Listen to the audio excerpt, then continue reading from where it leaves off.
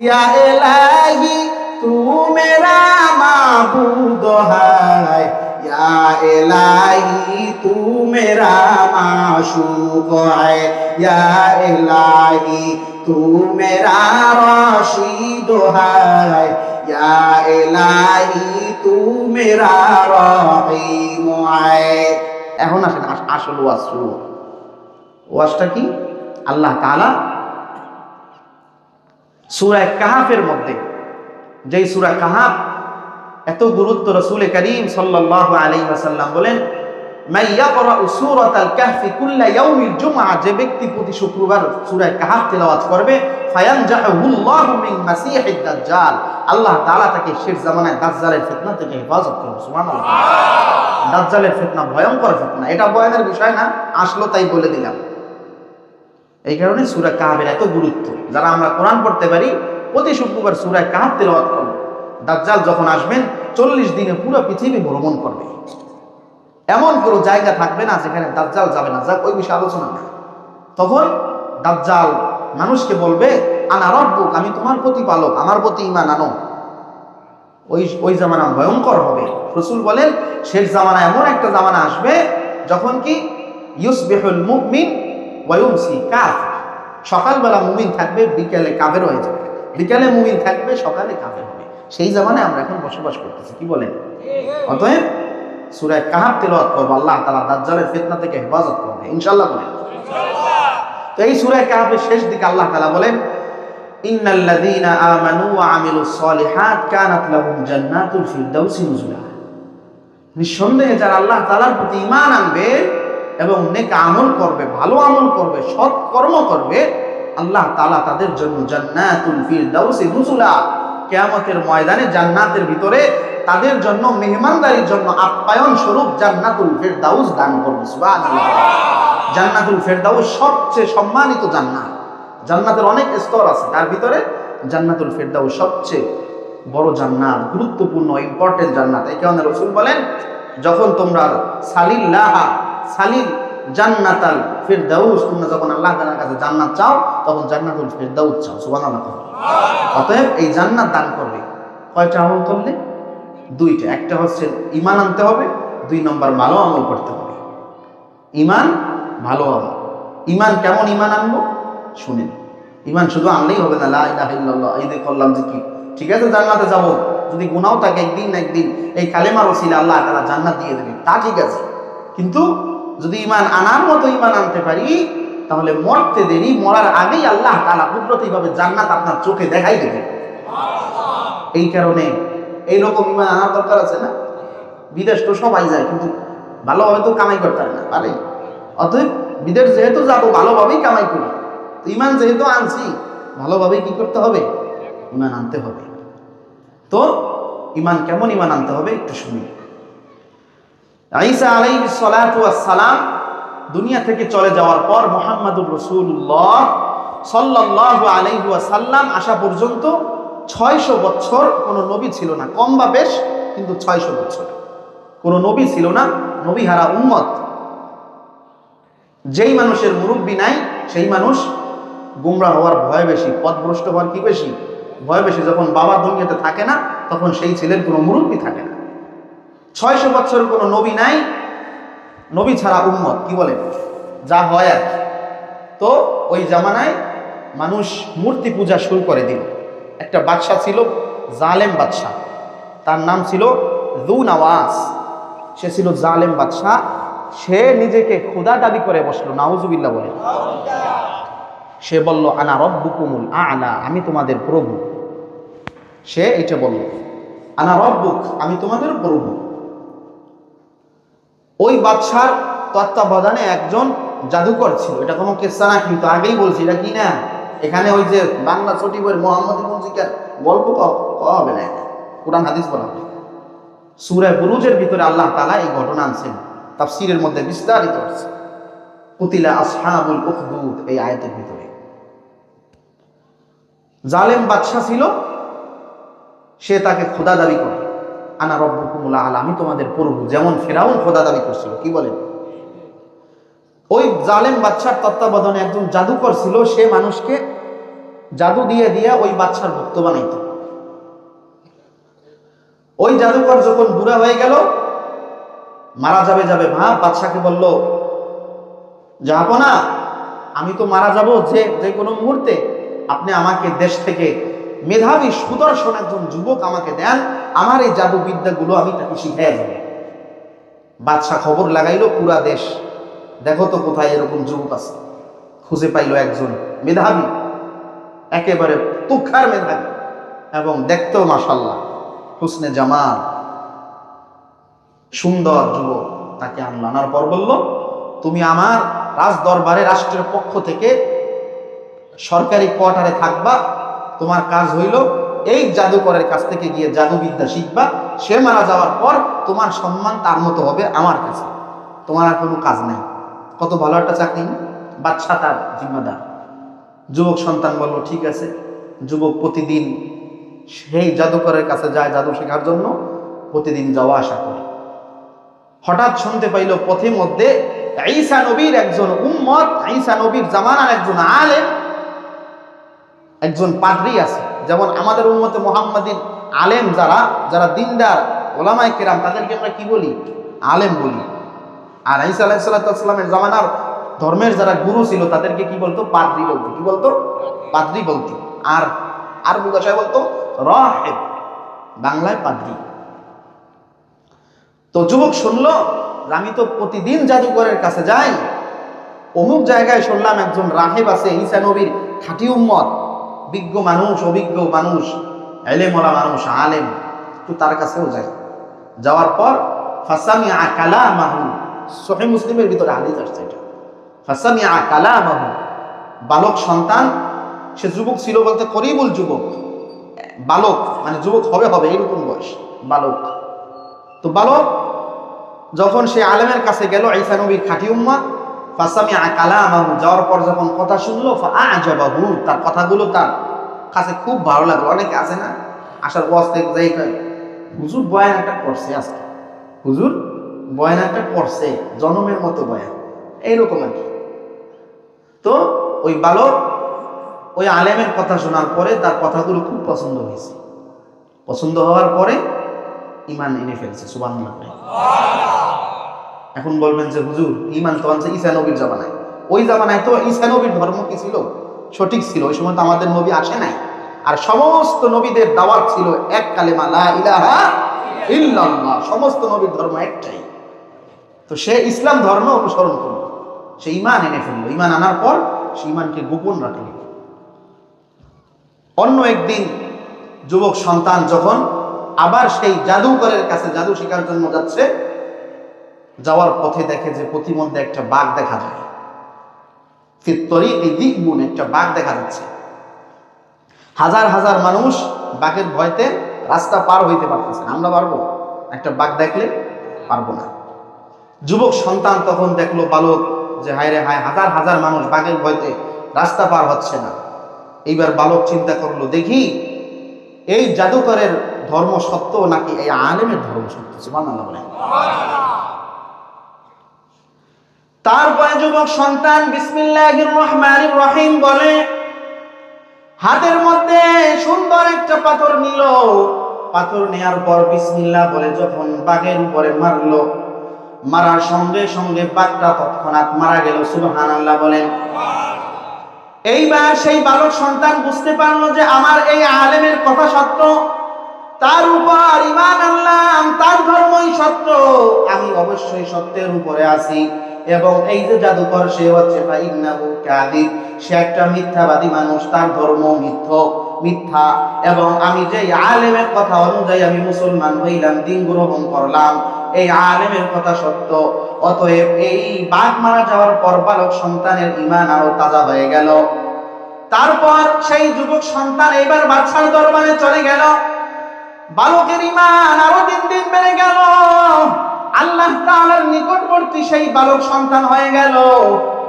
বালক সন্তান এইবার আস্তে আস্তে গোপনে গোপনে দ্বীনের দাওয়াত দেয়। মুসলমান তো এমন ভাবে কালেমা পড়বে এবং দ্বীনের দাওয়াত দেবে না, তা হইতে পারে না। বালক সন্তান এইবার বাদশার দরবারে থাকে। বাদশার একজন উজির, অন্ধ উজির, বাদশার একজন গুরুত্বপূর্ণ মন্ত্রী, যার দুইটা চোখ ছিল অন্ধ। এইবার বালক সন্তান সেই মন্ত্রীর কাছে গিয়া বলল, ভাই তুমি যদি একটা কাজ করতে পারো তাহলে তোমার চোখ এমনিতেই সারা জীবনের জন্য ভালো হয়ে যাবে। এইবার সেই বালক বলল, কোন কাজ? জলদি করে তুমি আমাকে বলো, কোন কাজ করলে আমার চোখ ভালো হবে। কারণ যেই বান্দার চোখ নাই ওই বান্দা বুঝে দুইটা চোখের গুরুত্ব কত, দাম কত। এইবার বালক সন্তান বলল, একটা কাজ করতে পারলে তোমার চোখ ভালো হয়ে যাবে। সেই কাজটা হলো তুমি আমার সঙ্গে সঙ্গে তুমি ঈমান আনবা এবং সেই ঈমানটা তুমি গোপন রাখবা, এবং আমি তোমার চোখের উপর হাত বুলাইয়া দিব। তুমি যেই আল্লাহর উপর ঈমান আনবা সেই আল্লাহ তাআলা অটোমেটিক ভাবে তোমার চোখ চিরজীবনের জন্য ভালো করে দিবে। যেই সময় সেই বালক সন্তান বলল, বাদশার মন্ত্রী বলল, লা আলাইকা লা বাস, কোনো সমস্যা নাই, আমানতু বিল্লাহি ওয়া মালাইকাতিহি। হে যুবক সন্তান বালক, আমি তোমার রবের উপর ঈমান আনলাম, এখন তুমি আমার চোখ ভালো করে দাও। আল্লাহর জাতের কসম, আল্লাহর জাতের কসম। তাফসীরের কিতাবের মধ্যে আছে, যুবক সন্তান যখন ওই বান্দার ওই যে বাদশার উজিরের চোখের উপর যখন হাত বুলাইয়া দিল, আল্লাহর জাতের কসম, সঙ্গে সঙ্গে আমার আল্লাহ দুইটা চোখ আগের মতো ভালো করে দিল।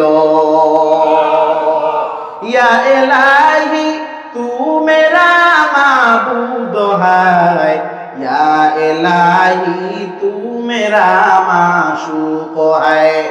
যেই জিনিস কেউ পারে না সেইটা পারে কে? আবার বলেন কে? এইবার বাদশার সেই উজির তখন আল্লাহর উপর ঈমান বেড়ে গেল এবং সে মনে মনে বলল, আমার যে বাদশা,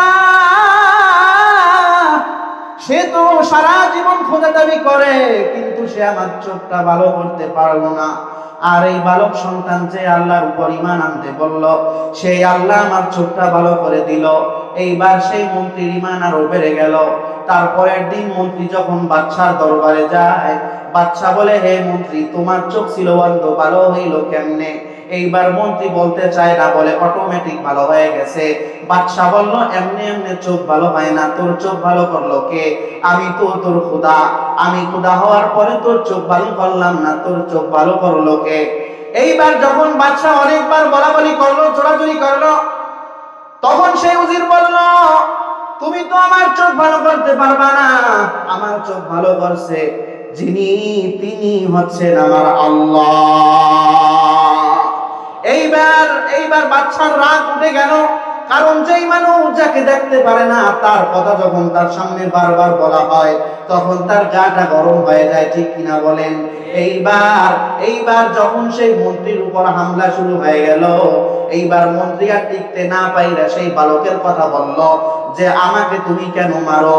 তোমার রাষ্ট্রের মধ্যে তুমি যেই বালক লালন পালন করো, তুমি যেই দুধ দিয়ে সাপ পালো, সেই সাপই তো তোমার ধর্মের বিরোধিতা করে, অর্থাৎ সেই বালক তোমাকে রব হিসাবে মানে না। এইবার বাদশা সেই বালককে ডাইকা আনলো, আনার পর বলল, ইয়া গোলাম উতরুকিল ঈমান, হে বালক সন্তান তুমি ঈমান ছেড়ে দাও, হে বালক সন্তান তুমি ঈমান ছেড়ে দাও। তুমি যদি ঈমান না ছাড়ো তাহলে আমি তোমাকে তোমাকে আমি হত্যা করব। যুবক সন্তান বলে, লা আলাইয়া লা বাস, তুমি আমাকে মারো আর হত্যা করো, কোনো লাভ নাই। আমি যে আল্লাহর উপর ঈমান আনলাম, আমার জীবন চলে যাবে, আমার জান চলে যাবে, এরপরেও আমি যুবক, আমার আল্লাহর উপর ঈমান আমি ছাড়তে পারবো না। এইবার বাদশা কথা শোনার পর বাদশার মাথা গরম হয়ে গেল। বাদশা এইবার তার সেনা দলকে বলল, যাও এই বালককে নিয়ে তোমরা পাহাড়ের চূড়ায় উঠো এবং পাহাড়ের চূড়ায় ওঠার পর তাকে তোমরা পাহাড়ের চূড়া থেকে তোমরা ফেলে তাকে হত্যা করে দাও। এইবার বাদশার কথা শোনার পর যখন সেনা দল বালক সন্তানকে নিয়ে যখন পাহাড়ের মধ্যে চলে গেল, বালক সন্তান পাহাড়ের উপর ওঠার পর আল্লাহকে বললেন,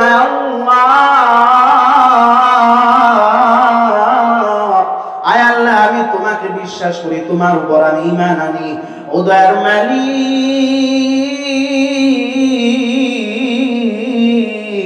আয় আল্লাহ, আমার মনে বিশ্বাস তুমি আল্লাহ একমাত্র সত্য। আয় আল্লাহ, কিন্তু এই জালিম বাদশা তোমাকে আল্লাহ বলে মানে না।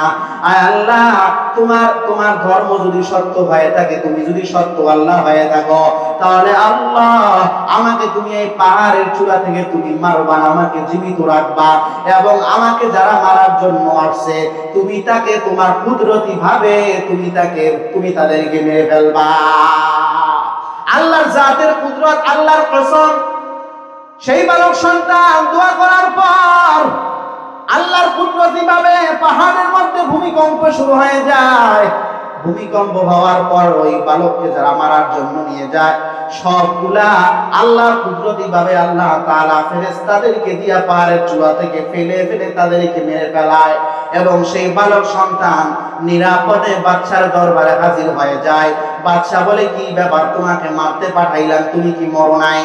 এইবার সেই বালক সন্তান বলল, না আমি মরি নাই। বাদশা বলল, তোমাকে আমি যাদেরকে দিয়া পাঠাইলাম মারার জন্য তারা কোথায়? বালক সন্তান বলে, তারা সবাই পাহাড় থেকে পড়ে মারা গেছে, সুবহানাল্লাহ বলেন। কিন্তু আমার আল্লাহ তাআলা আমাকে বাঁচাইছে। বাদশা বলে, তোমার আল্লাহ কোন আল্লাহ? এইবার যুবক সন্তান বলে, রব্বি ওয়া রব্বুকাল্লাহ, আমার রব এবং তোমার রব ওই আল্লাহ, যেই আল্লাহ আসমান এবং জমিন বানিয়েছে, যেই আল্লাহ পিলার ছাড়া আসমান এবং জমিন বানিয়েছে। এইবার যখন বাদশা এই কথা শুনলো, বাদশার মাথা আরো অনেক গরম হয়ে গেল, কারণ যে যার কথা শুনতে পারে না, তার সামনে যখন আপনি তার নাম বারবার বলবেন, তখন তার অন্তরের মধ্যে খারাপ লাগবে কি লাগবে না?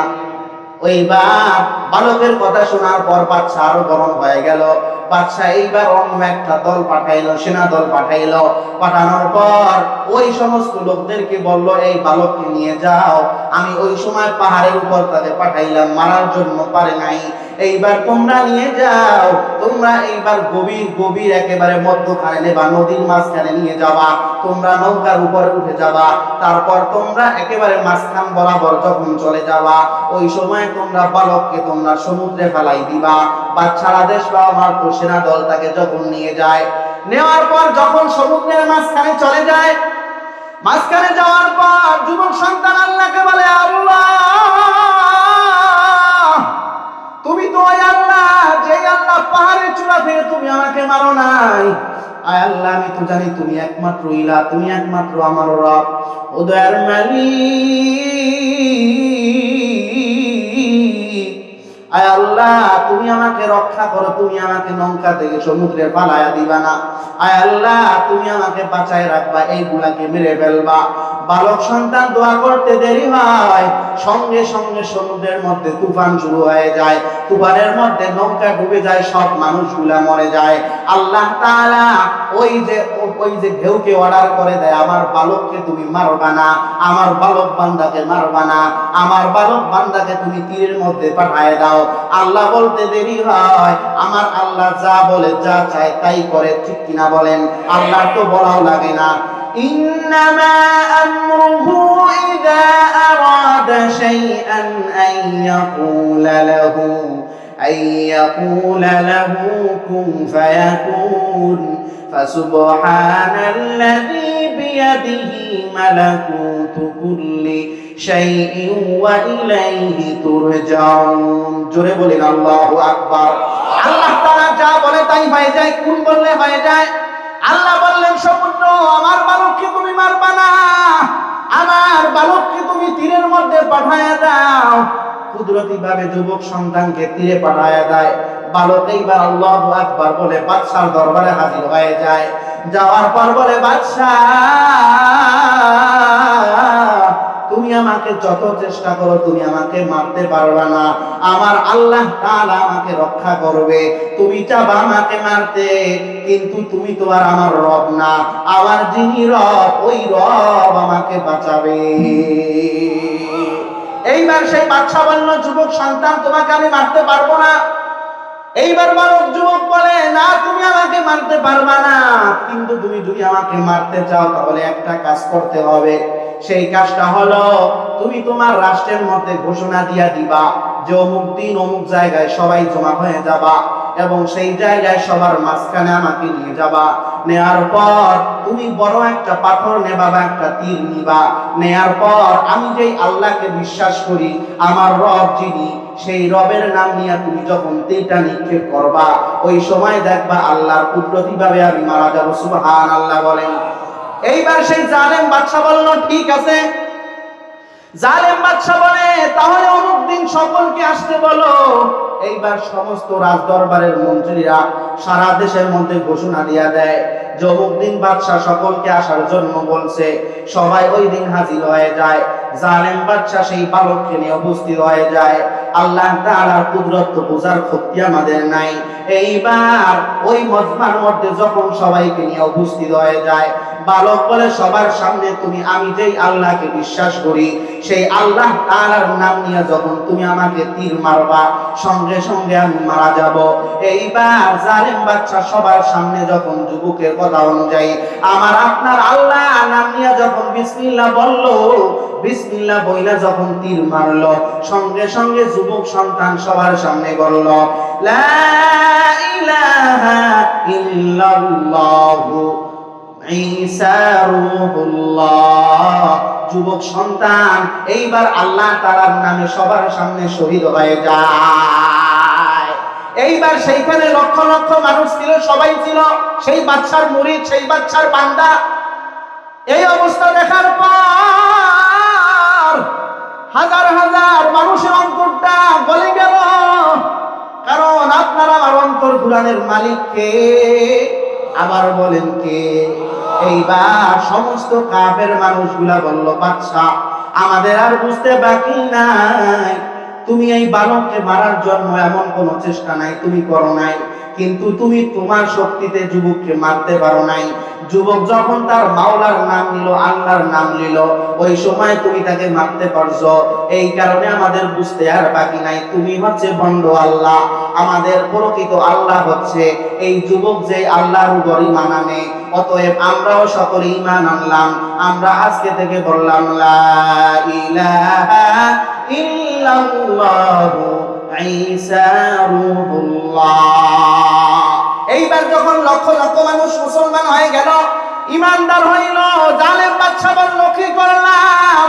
আগে তো একটা মানুষ আমার প্রতি ঈমান আনে নাই, এখন সেই মানুষটা মারা গেল, কিন্তু মারা যাওয়ার বদৌলতে লক্ষ লক্ষ মানুষ তার ধর্ম গ্রহণ করলো, ঠিক কিনা বলে? এইবার বাচ্চা বলল, কি করলাম? হায় হায়, কি করলাম? এইবার জালেম বাচ্চা সবাইকে বলল, তোমরা যদি ঈমান না ছেড়ে দাও, তাহলে আমি তোমাদেরকে সবাইকে আমরা আগুনের মধ্যে ঝাঁপাইয়া তারপরে তোমাদেরকে আমি মেরে ফেলবো।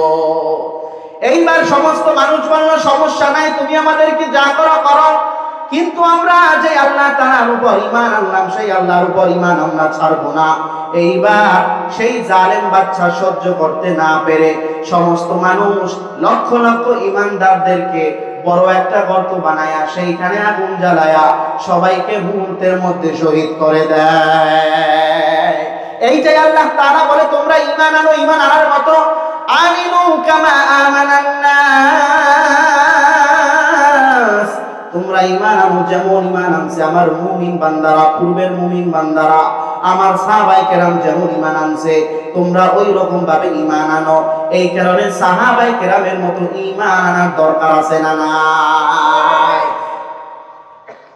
সাহাবায়ে কেরামের ঈমান কেমন? ঈমান আল্লাহর নবীর বিখ্যাত সাহাবী, নাম তার সাদ বিন আবি ওয়াক্কাস রাদিয়াল্লাহু তাআলা আনহু, ইসলামের বিজয় করতে করতে করতে করতে 30,000 সাহাবায়ে কেরামকে নিয়ে 10 দরিয়ার পারে গিয়ে ঠেকলো। ঠেকার পর সাহাবায়ে কেরামকে বলল, হে আমার ভাইরা, তোমরা কি এই এই ফুরাত দরিয়ার তীর পর্যন্তই তোমরা আল্লাহর দ্বীনকে তোমরা এইখানেই দাওয়াত শেষ করতে চাও, নাকি তোমরা এই বড় দরিয়া পার হয়ে ওপারেও তোমরা কালেমার দাওয়াত দিতে চাও? এইবার আল্লাহর নবীর সাহাবারা বললেন, না ইয়া আমিরুল মুমিনিন, আমরা এই যে দরিয়া, এই দরিয়া পার হয়ে আমরা ওই পারে গিয়েও দাওয়াত দিতে চাই। এইবার সাদ বিন আবি ওয়াক্কাস বলে, তাহলে তোমরা আমার সঙ্গে সঙ্গে তোমরা বলো, তোমরা দেখো ওই পারের জালেম বাদশারা আমরা যাতে ওই পারে আমরা পার হয়ে না যাইতে পারি, এই কারণে নৌকা ট্রলার ফেরি সবগুলো তারা নিয়ে আনিছে যাতে আমরা পার হইতে না পারি। অতএব আমাদের পার হওয়ার তো আর কোনো ব্যবস্থা নাই। অতএব আমাদের ঘোড়া নিয়ে এই সমুদ্রের ভিতরে আমাদের এইরকম ভাবে নেমে যাওয়া ছাড়া আর কোনো রাস্তা নাই। অতএব তোমরা আমার সঙ্গে সঙ্গে বলো এবং ঝাঁপিয়ে পড়ো। হাসবুনাল্লাহু ওয়া নি'মাল ওয়াকিল, নি'মাল মাওলা ওয়া নি'মান নাসির। তোমরা আমার সঙ্গে সঙ্গে বলো এবং তোমরা আমার সঙ্গে সঙ্গে ঝাঁপায়া পড়ো। এইবার বলার পর সমস্ত সাহাবায়ে কেরাম যখন হাসবুনাল্লাহু ওয়া নি'মাল ওয়াকিল বলল, আল্লাহর জাতের কসম, আল্লাহর জাতের কসম, সমস্ত সাহাবায়ে কেরাম নৌকা ছাড়া, স্টিমার ছাড়া ঘোড়াগুলোকে নিয়া উত্তাল উত্তাল সমুদ্রের ভিতর দিয়া ওই কাফেরদের সামনে ঘোড়া নিয়া পার হয়ে উপরে চলে গেল। যাওয়ার পর আল্লাহর নবীর সাহাবী সাদ বিন আবি ওয়াক্কাস এইবার বলেন, হে সাহাবায়ে কেরাম, তোমাদের কারো কি কোনো জিনিস হারায় গেছে নাকি? সমস্ত সাহাবায়ে কেরাম বলেন না। এইবার সাদ বিন আবি ওয়াক্কাস বলে, তাহলে সামনে চলো। আল্লাহু আকবার। যাওয়ার পর দেখে সামনে একটা সুন্দর জঙ্গল দেখা যায়। সেইটা কোনো জঙ্গল নয়, সেইটা হচ্ছে আফ্রিকার বাগান। এইবার সাদ বিন আবি ওয়াক্কাস, সন্ধ্যা হয়ে গেছে, কাফেরদেরকে বলল, ও কাফেররা, আমরা আজকে রাত্রে বেলা এখানে থাকতে চাই, একটা সুন্দর ঘর দাও থাকার জন্য। কাফেররা বলল, আমরা পরামর্শ ছাড়া কিছু করতে পারবো না। কাফেররা পরামর্শে বসে গেল। বসার পর বলল, আমরা মুসলমানদের সঙ্গে পারি না, আমরা তো মুসলমানদের দাওয়াত বন্ধ করতে পারি না। আজকে একটা সুযোগ পাইলাম, আমরা বলবো এইটা তো জঙ্গল, বাস্তবে বলবো আমরা একটা বাগান। তখন যখন সাহাবারা এই বাগানের মধ্যে ঢুকবে, জঙ্গলে ঢুকবে, তখন জঙ্গলের হিংস্র প্রাণীরা তাকে খেয়ে ফেলবে। অটোমেটিক ভাবে ইসলামের দাওয়াত আর দুনিয়াতে ছড়াবে না।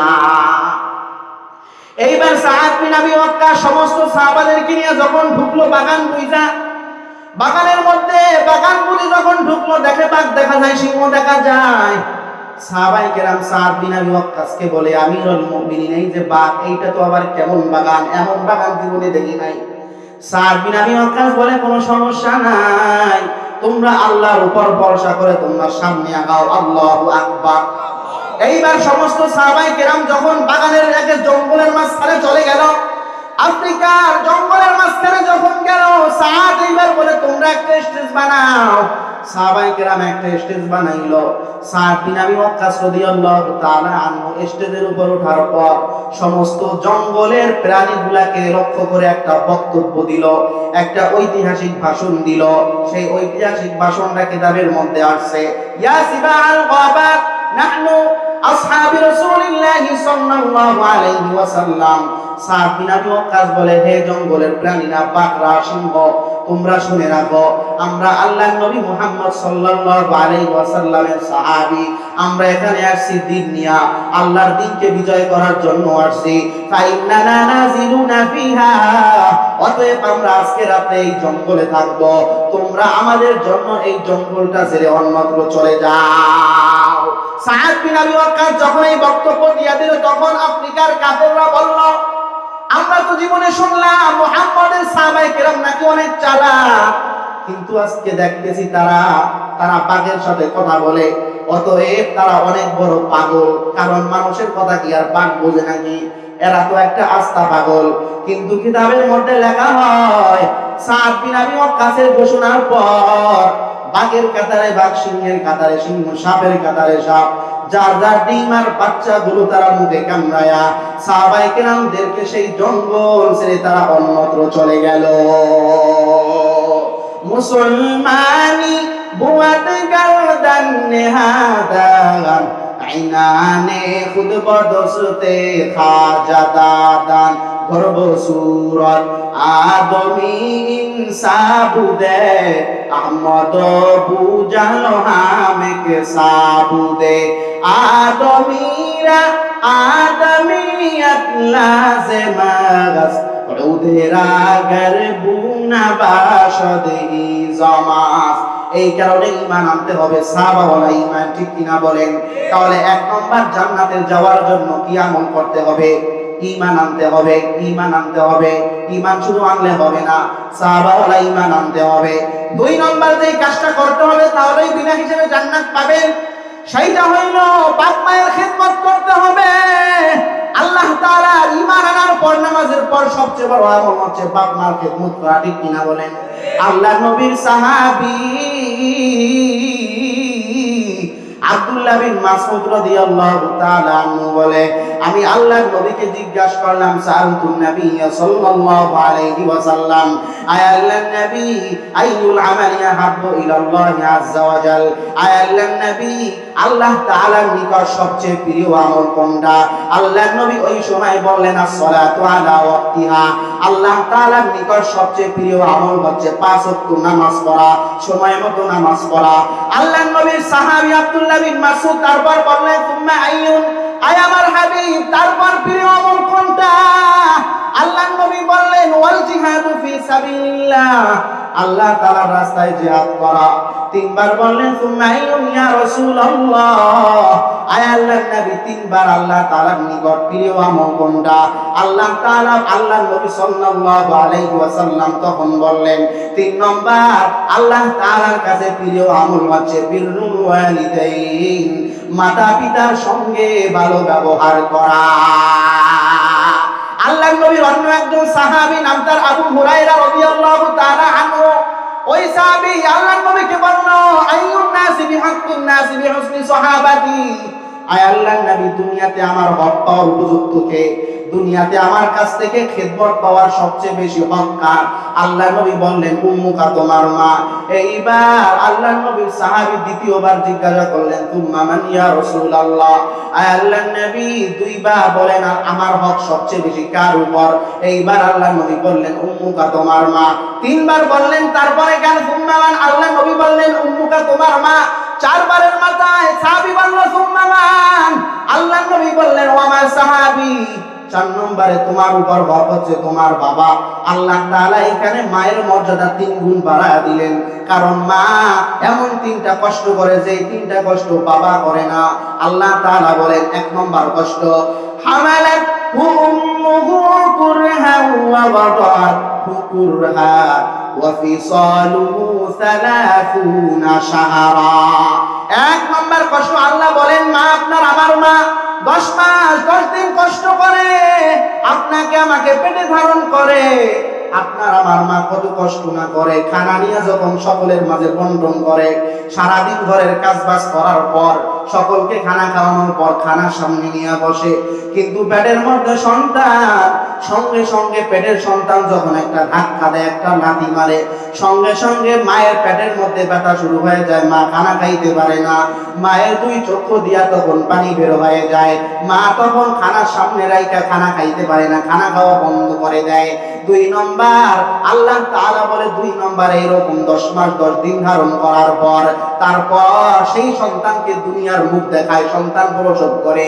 3 নম্বর কষ্ট মা করে, লাগাতার 2 বছর সেই সন্তানকে নিজের দুধ খাওয়ায়া বড় করে। আল্লাহর নবী সাল্লাল্লাহু আলাইহি ওয়াসাল্লাম বলেন, এই কারণে মায়ের মর্যাদা 3 গুণ বেশি।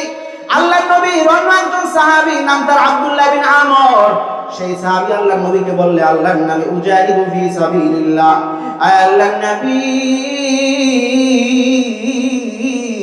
সমস্ত সাহাবায়ে কেরাম জিহাদ করে, আমারও তো মনে চায় আমি জিহাদ করব। আল্লাহর নবী বললেন, আলাকা আবাওয়ানি, তোমার কি মা এবং বাবা আছে নাকি? ক্বালা নাম। ওই সাহাবী বলল, হ্যাঁ, আমার মাও আছে, বাবাও আছে। আল্লাহর নবী বললেন, লা লা লা, তোমার ময়দানে জিহাদ করার কোনো দরকার নাই, তোমার জিহাদ হচ্ছে মায়ের খিদমত করা, বাবার খিদমত করা। ফাফিহিমা ফাজাহিদ, তুমি যাও তোমার মা এবং বাবার খিদমত করো, আল্লাহ তাআলা তোমার মা এবং বাবার খিদমতের ওসিলায় অন্যান্য সাহাবারা জিহাদ করে যে সওয়াব পাবে, আমার আল্লাহ অটোমেটিক তোমার আমলনামায় জিহাদের সওয়াব দিয়া দিবে। আল্লাহর নবী সাল্লাল্লাহু আলাইহি ওয়াসাল্লাম বলেন, আমি নবী মুহাম্মদুর রাসূলুল্লাহ সাল্লাল্লাহু আলাইহি ওয়াসাল্লাম যখন মক্কায় থাকাকালীন আমি যখন মেরাজে গেলাম, মেরাজে যাওয়ার পর আল্লাহ তাআলা যখন আমাকে জান্নাতে নিয়ে গেল, জান্নাতে যাওয়ার পর ফাসামিয়াতু কিরাআতান, জান্নাত থেকে আমি মধুর কণ্ঠে তেলাওয়াত শুনলাম। আল্লাহু আকবার বলেন। আল্লাহর নবী বলে, আমি জান্নাতে ঢোকার পর আমি আল্লাহ তাআলার কালামের তেলাওয়াত শুনলাম, মধুর কণ্ঠ। আমি তখন ফেরেশতাদেরকে বললাম, মান হাদিহি, এত সুন্দর তেলাওয়াত কার? তখন জিবরাইল বলল, হাদিহি লিহারিসা ইবনে নু'মান। আয় আল্লাহর নবী, এই রকম সুন্দর তেলাওয়াত কোন ফেরেশতার না, এই তেলাওয়াত আপনার সাহাবী হারিসা বিন নু'মানের তেলাওয়াত। আল্লাহর নবী তারপর জান্নাত থেকে যখন দুনিয়াতে আসলো, আসার পর সাহাবায়ে কেরামকে বলল, আমার সাহাবায়ে কেরাম, তোমরা তো অনেক আমল করো, কিন্তু একটা খবর শোনো, আমি মুহাম্মদ যখন আজকে রাতে জান্নাতের মধ্যে গেলাম, জান্নাতের মধ্যে যাওয়ার পর আমার সাহাবী হারিসা বিন নু'মানের তেলাওয়াত শুনলাম। আমি নবী মুহাম্মদুর রাসূলুল্লাহ আমার সাহাবী হারিসা বিন নু'মানের তেলাওয়াত শুনলাম। ও আমার সাহাবায়ে কেরাম, তোমরা শুনে রাখো, আমার হারিসা বিন নু'মানের এত সম্মান কেমনে হইল যে আমি জান্নাতে যাওয়ার পর তার তেলাওয়াত শুনলাম। আমার হারিসা বিন নু'মান প্রত্যেকদিন তার মায়ের খিদমত করে। ওয়া কানা আবাররান নাসি বিউম্মিহি, তোমরা সকলের চেয়ে আমার হারিসা বিন নু'মান মায়ের খিদমত বেশি করে। এই কারণে আমার আল্লাহ আমার হারিসা বিন নু'মানের উপর খুশি হইয়া বিনা হিসাবে তাকে জান্নাতের মতো মহাদৌলত দিয়া দিছে। আল্লাহর নবী সাল্লাল্লাহু আলাইহি ওয়াসাল্লামের বিখ্যাত সাহাবী, শেষ সময় আল্লাহর নবীর সাহাবী নাম তার আবু হুরায়রা। আবু হুরায়রা থেকে বর্ণিত, আল্লাহর নবী বলে, মা মিন ইয়াউমিন ইউসবিহু ইলাইহি মা মুহতাসিবা। আল্লাহর নবী বলে, দুনিয়ার উম্মতের দল, আল্লাহর যে বান্দা প্রত্যেকদিন সকাল বেলা তার মা এবং বাবার সঙ্গে সামান্য সময় কথা বলবে, যে সন্তান, খেয়াল দিয়ে শুনেন, যে সন্তান প্রত্যেকদিন সকালবেলা মা এবং বাবার সাথে সুন্দরভাবে কথা বলবে, আমার আল্লাহ ওই সন্তানের জন্য কাল কিয়ামতের ময়দানে ইল্লা ফাতাহা লাহুল্লাহু বাবাইনি মিনাল জান্নাহ, ওই সন্তানের জন্য জান্নাতের দুইটা দরজা খুলে দিবেন। সাহাবায়ে কেরাম বলল, ওয়া ইন কানাত ওয়াহিদাতান ফাওয়াহিদুন, হে আল্লাহর নবী, কোন বান্দার যদি মা আছে বাবা নাই, বাবা আছে মা নাই, একজন আছে, তাহলে কি হবে? আল্লাহর নবী বলে, সাহাবায়ে কেরাম, কোন বান্দার যদি দুইজনের একজন থাকে আর তার সাথে সুন্দরভাবে কথা বলে, বর্তমান জামানায় তো কথা বলা কঠিন না, বিদেশ থাকলে মোবাইলে ফোন দিবেন, ফোন দিয়া বলবেন, মা ও আমার বাবা, আপনার শরীরটা কেমন আছে, আপনি ভালো আছেননি? এই সামান্য কথার বদৌলতে আপনার আমার আল্লাহ আপনার আমার জন্য বিনা হিসাবে জান্নাত রেখে দিয়েছে। আল্লাহর নবীরা, আল্লাহ তাআলার একজন বিখ্যাত নবী, নাম তার মুসা কালিমুল্লাহ। মুসা আলাইহিস সালাতু ওয়াস সালাম একদিন বললেন, আয় আল্লাহ, মাইয়াকুনু জালিসি ফিল জান্নাহ, আয় আল্লাহ, জান্নাতে আমার সঙ্গে কে থাকবে? খেয়াল দিয়ে শুনেন, খুব সুন্দর ঘটনা। আল্লাহর নবী মুসা আলাইহিস সালাতু ওয়াস সালাম বললেন, আয় আল্লাহ, মাইয়াকুনু জালিসি ফিল জান্নাহ, আয় আল্লাহ, জান্নাতে আমার সঙ্গে কে থাকবে? আল্লাহ বলেন, জালিসুকা আল জাজ্জার, জান্নাতে তোমার সঙ্গে থাকবে একটা গোশত কাটা কসাই। মুসা আলাইহিস সালাতু ওয়াস সালাম এইবার বলেন, আয় আল্লাহ, আমি এত বড় একজন নবী, আমার সঙ্গে থাকবে সাধারণ একজন কসাই? আল্লাহ তাআলা তখন বলে, নবী মুসা, তুমি একজন অনেক বড় পয়গম্বর, তারপরেও তোমার সঙ্গে একজন কসাই কেন থাকবে? সেই উত্তর আমার দেওয়ার দরকার নাই। তুমি যদি সেই উত্তর পাইতে চাও, তাহলে তুমি অমুক বাজারে চলে যাও, গিয়া দেখো সেই বাজারের মধ্যে সেই কসাই গোশত বিক্রি করে। জামানার নবী মুসা আলাইহিস সালাতু ওয়াস সালাম সেই বাজারের মধ্যে রওনা হয়ে যায়। যাওয়ার পর দূর থেকে দেখে সুন্দর একটা যুবক গোশত বিক্রি করে সুন্নাত তরিকায়। জামানার নবী মুসা আলাইহিস সালাতু ওয়াস সালাম দূর থেকে সবকিছু দেখে। সন্ধ্যাবেলা মুসা আলাইহিস সালাতু ওয়াস সালাম দেখে যুবক কসাই গোশতের দোকান বন্ধ করে বাড়ির উদ্দেশ্যে রওনা। ছোট্ট একটা পোটলার মধ্যে সামান্য কিছু গোশত নিয়ে রওনা। এইবার নবী মুসা আলাইহিস সালাতু ওয়াস সালাম সামনে গিয়া বলল, আসসালামু আলাইকুম ইয়া আখি, আনা মুসাফির। হে ভাই, আমি একজন মুসাফির মানুষ। হে ভাই, অতএব আজকে রাতে তোমার বাসায় একটু থাকা যাবে নাকি?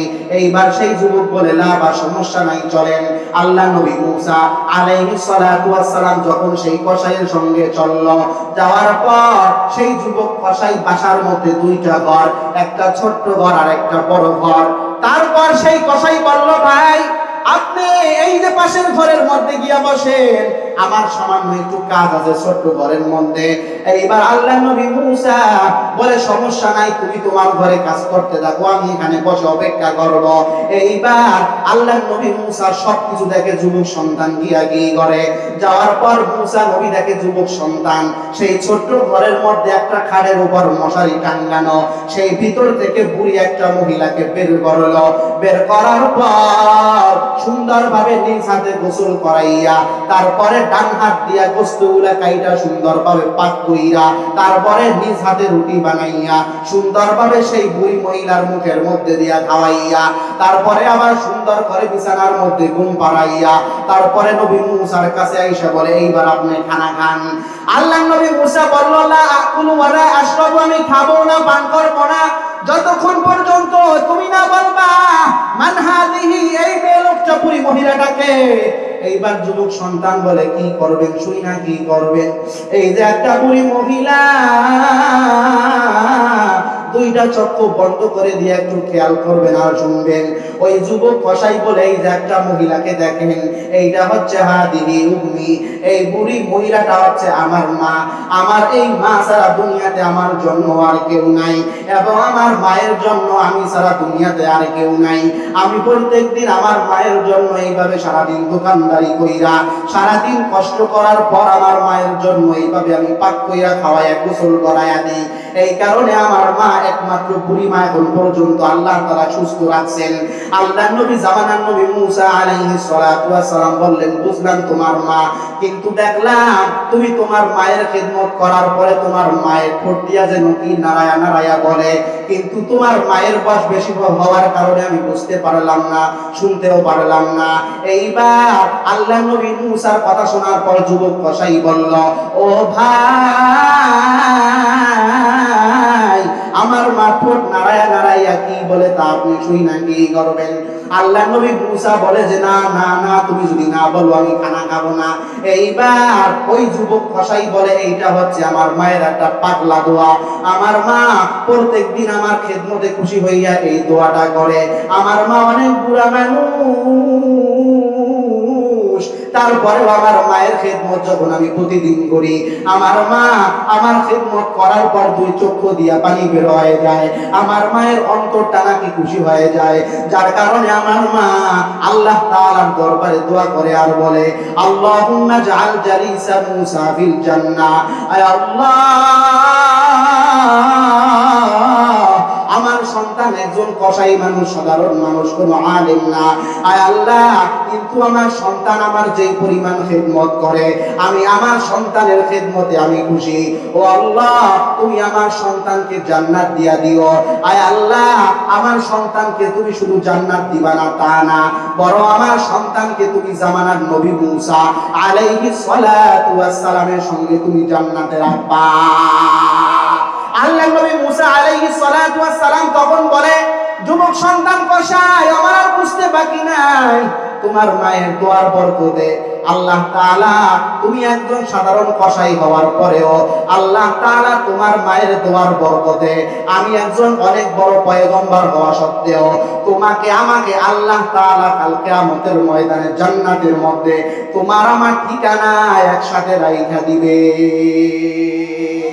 या इलाही तू मेरा माबूद है, या इलाही तू मेरा माशूक है, या इलाही तू मेरा राशिद है, या इलाही तू मेरा रहीम है। এই জন্য আমার সময় শেষ হয়ে গেছে। আমার বাবা, আমার বন্ধুরা, আল্লাহ নবী মুসার সাথে জান্নাত, এইটা হইছে একমাত্র মায়ের খিদমত করার কারণে। এই কারণে মায়ের খিদমত করার দরকার আছে না নাই জুড়ে বলেন? বাবার খিদমত করার দরকার আছে না নাই জুড়ে বলেন? কারণ যেই মা আপনার আমার জন্য কত কষ্ট করলো, আপনি আর আমি এক সময় ছোট্ট ছিলাম, মা আপনার আমার জন্য কষ্ট করছে, সেই মা আজকে সেই মা কবরের মধ্যে শায়িত হয়ে গেছে। সেই কবর থেকে মা ডাকে আর বলে, ও আমার সন্তান, আজকে তুমি অনেক বড় হয়ে গেছো, আমি মায়ের দোয়ার বদৌলতে তুমি আজকে বড় হয়ে গেছো। ও আমার সন্তান, আজকে তুমি আমার দোয়ার বদৌলতে আজকে তুমি বক্তা হয়ে গেছো, মেম্বার হয়ে গেছো, চেয়ারম্যান হয়ে গেছো। আজকে তুমি আমি মায়ের বদৌলতে তোমাকে আজকে মানুষ সম্মান করে। ও আমার সন্তান, আমি মায়ের দোয়া ছাড়া তুমি কিছুই হইতে পারো নাই। এই কারণে আমি মা, এই যে শীত চলতেছে, ও সন্তান তুমি কম্বল গায়ে দিয়া ঘুমাও। শীতের কারণে তোমার গায়ের মধ্যে তুমি সুন্দর সুন্দর কোট গায়ে দাও। ও আমার সন্তান, এই যে শীতের দিন তোমার ঘরের সামনে 3.5 হাত মাটির মধ্যে আমাকে শোয়া রাখছো, এইখানে তুমি আমার একটা বারের জন্য খবর নিলা না।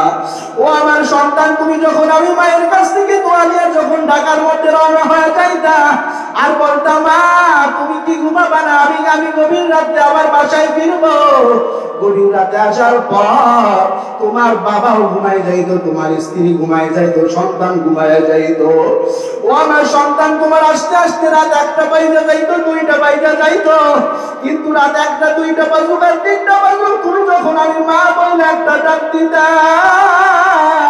দরজার উপর যখন একবার মা বলে তুমি ডাক দিতা, সঙ্গে সঙ্গে আমি মা ঘুমাইতে পারতাম না, খাইতেও পারতাম না, আমি সঙ্গে সঙ্গে তোমার জন্য আমি দরজা খুলে দিতাম।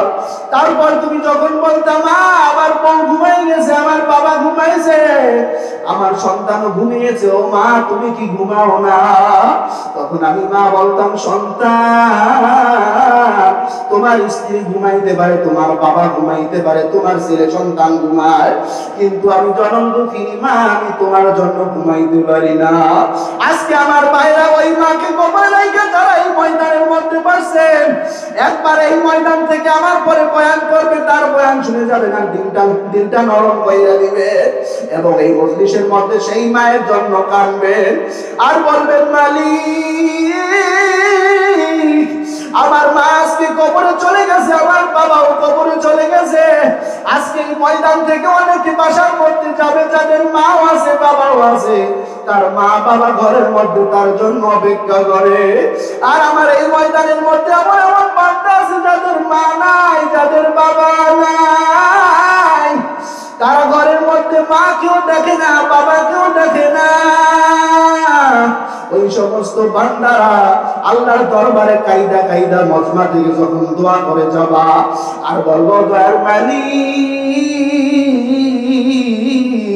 আমার মায়ের কবরটা তুমি জান্নাতের বাগান বানায়া দাও, আয় আল্লাহ আমার বাবার কবরটাকে তুমি জান্নাতের বাগান বানায়া দাও।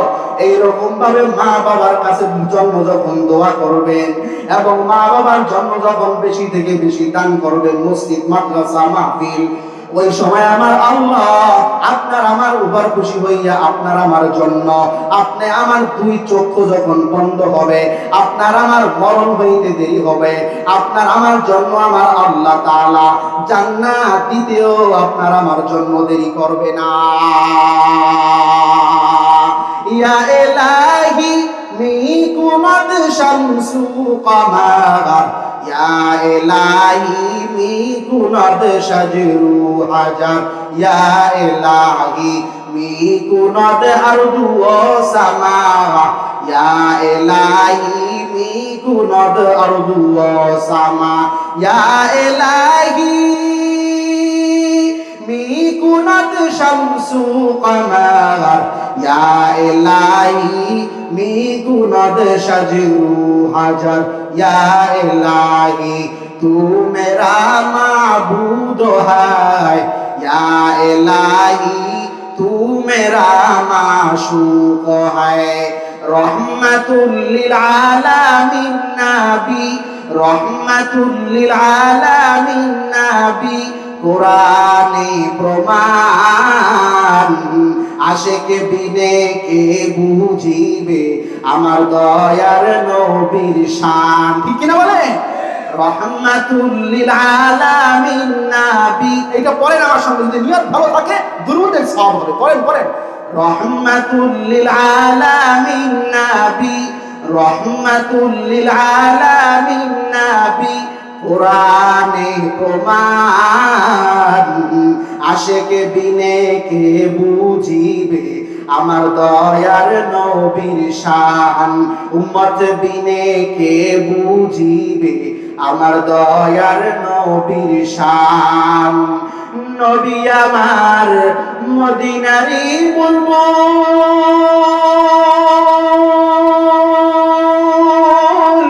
আমার আল্লাহ প্রেম করিয়া নামটি দিলেন হাবিবে রাসূল। আমার আল্লাহ প্রেম করিয়া নামটি দিলেন হাবিবে রাসূল। নবী আমার মদিনারি বুলবুল, আমার আল্লাহ ভালোবেসে নামটি দিলেন মুহাম্মদ রাসূল। সেই নবীকে ভুল বুঝিলে, ওই নবীকে ভুল বুঝিলে, ওই নবীজি সুন্নাত না মানিলে থাকবে না ঈমান। আশিকে বিনে কে বুঝিবে আমার দয়ার নবীর শান। উম্মত বিনে কে বুঝিবে আমার দয়ার নবীর শান। ইমামুল আউয়ালিন আল আখিরিন, বহরে সদকা রহমাতাল লিল আলামিন, সাইয়্যিদুল কাউনাইন খাতমুল মুরসালিন, আখিরা মদবুদে ফখরুল আউয়ালিন, শুধু ওয়াজুদাশ রহমাতাল লিল আলামিন, মসজিদে উরশুদ হামারো এ জমিন। এই জন্য দুইটা আমল করতে পারবো কিনা ইনশাআল্লাহ বলেন। এক নম্বর কি আমল বলছি? ঈমান আনা। কি আনা? ঈমান আনা। ঈমান আনতে হবে কাদের মতো ঈমান? আল ঈমানু বিল্লাহি কা আসহাবিন নবী সাল্লাল্লাহু আলাইহি ওয়াসাল্লাম। ঈমান আনতে হবে আল্লাহর নবীর সাহাবায়ে কেরাম যেমন ঈমান আছে, ঠিক কি না? কারণ আল্লাহর নবী বলেন আসহাবিকা নুজুম বিআইহিম ইহতাদাইতুম ইহতাদাইতুম। আমার সাহাবায়ে কেরাম হচ্ছে আকাশের তারকার মতো, তাদের মধ্য থেকে যাকেই হেদায়েত ফলো করবা, যার প্রতি ঈমান আনবা, আল্লাহ তাআলা মর্তে দিন জান্নাত দিবে। জান্নাত দেওয়ার জন্য দেরি করবে না, সুবহানাল্লাহ। দুই নম্বর ঈমানের সাথে বাবা মায়ের খেদমত করতে হবে, ঠিক কিনা বলেন? সময় বেশি নাই তাই বলতে পারলাম না। বাবা মায়ের খেদমতের কারণে কে কত বড় লোক হয়েছে এই ঘটনা ঘুরি ঘুরি দুনিয়ার কাছে, ঠিক কিনা? আল্লাহ তাআলা তৌফিক দান করুন। এখন আমাদের হুজুর বয়ান করুন, বয়ান শুনুন, তারপর ইনশাআল্লাহ বিদায় হব। আমি মা রাকুল চকুল তুমি কোরআন ও সুন্নাহ যা কিছু বলছি কোরআন এবং হাদিস থেকে বলার চেষ্টা করছি। মা যালিকিন আখতাইতু ফামিনাশ শাইতান ওয়া ইন আসাবতু ফামিনাল্লাহ। তা সত্ত্বেও যদি ভুল হয় তাহলে শয়তানের পক্ষ থেকে, যদি সঠিকটা হয় আল্লাহ তাআলার পক্ষ থেকে। সেই সঠিক কথার উপর আমাকে সকলকে আমল করার তৌফিক এনায়েত করুন। ওয়া আখিরু দাওয়ানা আলহামদুলিল্লাহি রাব্বিল আলামিন। ওয়াসসালামু আলাইকুম।